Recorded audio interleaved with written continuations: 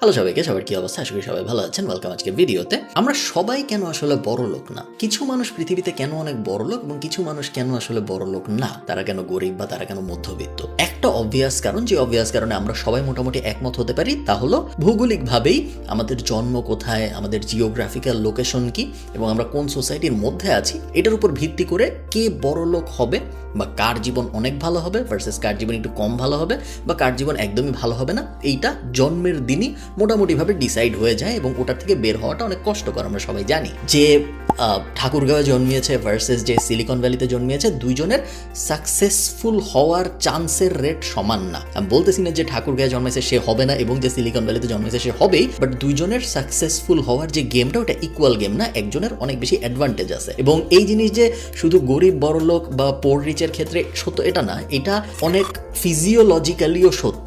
for example, অনেক দেশ আছে যেসব দেশে